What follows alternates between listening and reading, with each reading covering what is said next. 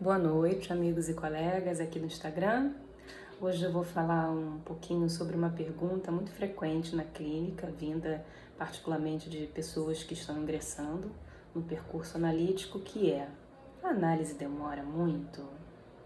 Bem, essa pergunta costuma vir acompanhada de muitas inquietações, umas de ordem subjetivas, ligadas à urgência de alívio do sofrimento que comparece na vida daquela pessoa, e outras de ordem muito pragmáticas. Por exemplo, um trabalhador que se ausenta de seu posto de trabalho precisa ter um prazo para retornar às suas atividades laborais ou não, né?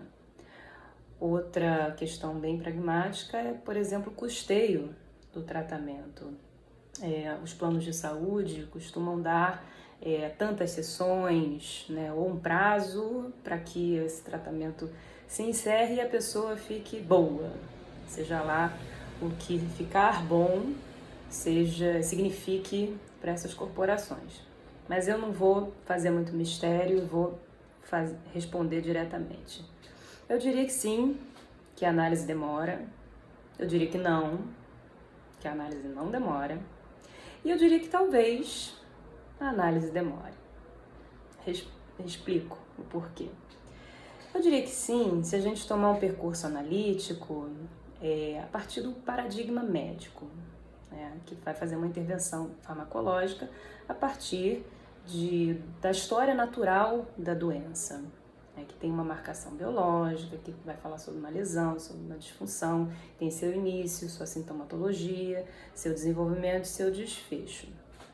Estendendo um pouquinho, sem sair da seara médica para a psiquiatria, nós temos exemplos de pessoas que estão em tratamento farmacológico há anos, décadas. Hoje em dia existem caminhos mais alternativos dentro da psiquiatria, mas a primazia ainda é medicamentosa do tratamento. Isso porque, fazendo aqui uma separação um pouco forçada entre mente e corpo, num sofrimento psíquico, em saúde mental, o sintoma não tem o mesmo significado que um sintoma orgânico. Ele não vai falar sobre uma coisa que está andando errado, que deveria andar de tal jeito e que está funcionando mal.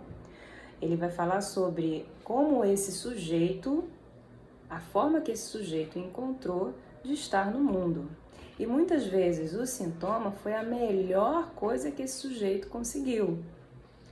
Então, esse sintoma, ele vai falar sobre a história natural do sujeito, e não de uma doença.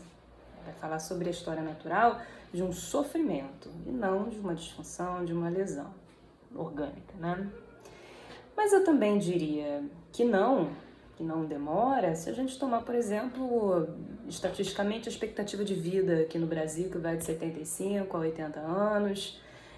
Digamos que um sujeito fique lá seus 5, 6, 7, 8 anos em análise, uma sessão por semana, 2 sessões por semana.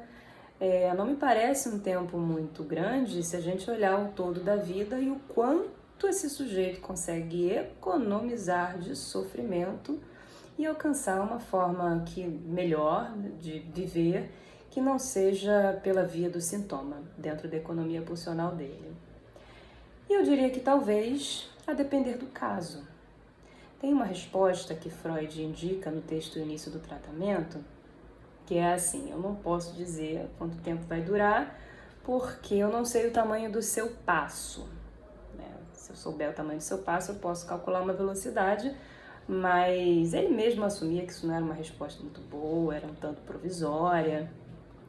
Mas fala de uma verdade, O Lacan vai dizer nos anos seguintes que cada um alcança a verdade que consegue suportar. E existem casos gravíssimos que sim vão precisar não de um tempo longo, mas de um secretariado ao longo da vida. Outros casos que conseguem prescindir do acompanhamento analítico de uma maneira um pouco mais flexível e negociável.